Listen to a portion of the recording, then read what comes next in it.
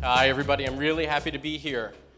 I am going to talk to you about something I think about all the time, and you probably think about not very much to not at all: trash. I spend a lot of time thinking about it. I want to share with you some of what I've learned about how when you look at, in this case, trash, but this is a really important lesson for all kinds of social entrepreneurship. When you take a large system and you make a small change to it, you can have a tremendous impact. In my case, in Waste Zero's case, it's trash. It doesn't have to be. The lesson is large systems, small changes, large impact. So Waste Zero is a proud North Carolina B Corp. We are so happy to be one. We are a mission-driven company. Our mission is to take the amount of trash that's created in the US, all of it, and cut it in half. So that may seem to you, like it used to seem to me, like an unattainable goal, an audacious goal, a stretch goal. But I can tell you from experience, because Waste Zero has done this with hundreds of cities, it's completely attainable, and we do it all the time. So I'm going to talk to you today about what we do and how we do it. Hopefully there will be some lessons in there for broader applicability about social entrepreneurship. We have such a great community in North Carolina. I hope that some of the lessons that we've learned are ideas that we can share with you as you think about, and others think about how to grow social entrepreneurship in our region. So I'm going to start with an idea.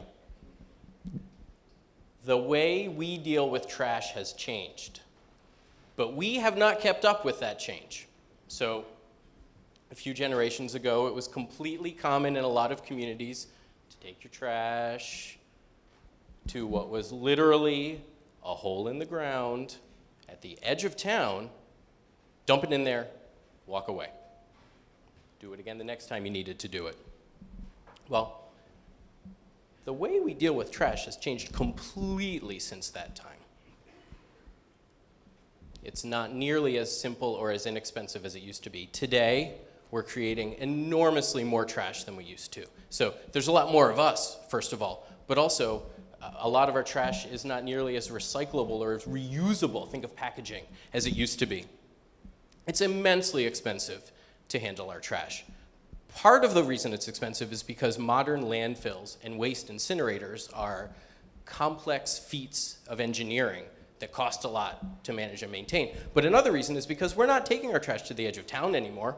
We're taking our trash dozens or hundreds or even more than that miles away. For example, in a lot of cities in New England, their trash, they throw it away at home and it ends up in a landfill in Indiana, Michigan, South Carolina. So the costs of dealing with this are immense and they're staggering. In a lot of cities, when you look at their budgets, they're looking at 6, maybe 8% of their municipal budget is going to waste management.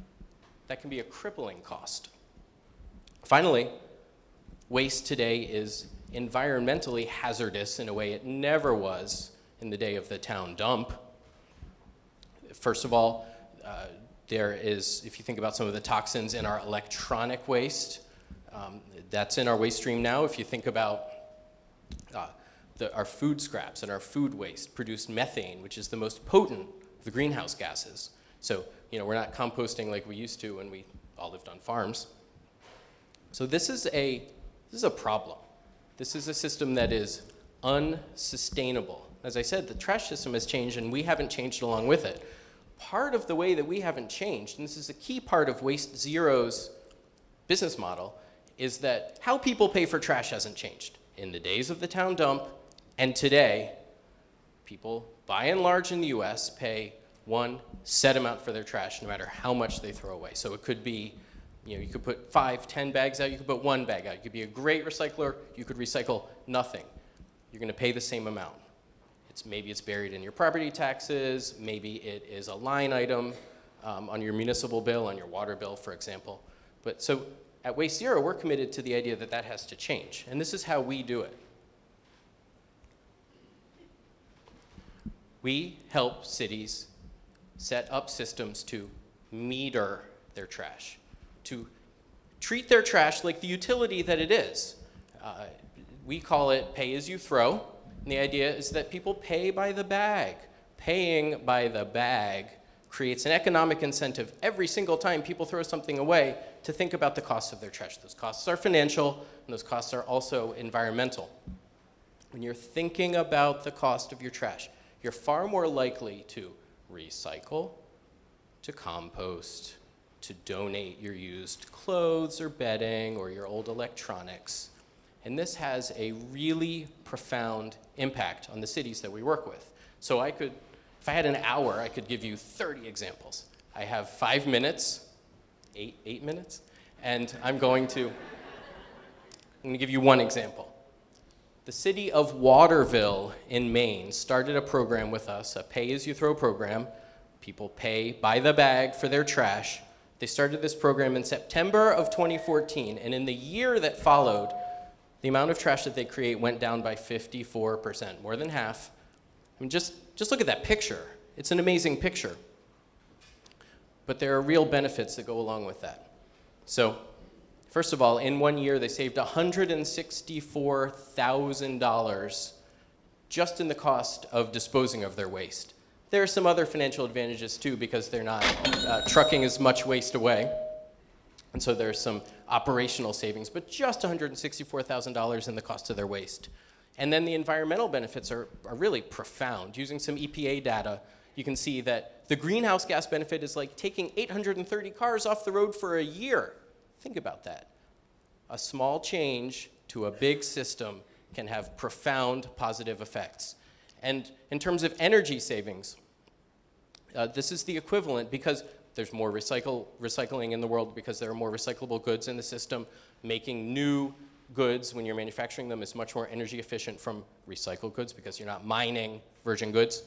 So you have an energy savings equivalent to powering 310 houses, fully powering them for a year. So, like I said, I think about trash all the time. I hope that you might think about trash now too. You can see here that this model, bringing metering to trash, treating it like the utility that it is. We already pay for how much water we use, how much electricity we use. You'd never leave your kitchen sink running while you went to work for the day. That's having awareness of the costs. We work with cities to bring that same awareness to the costs of trash. So when you do that, you'll see it's great for municipal budgets, it's great for the environment, and it also happens to be a good way to grow a business. Thank you.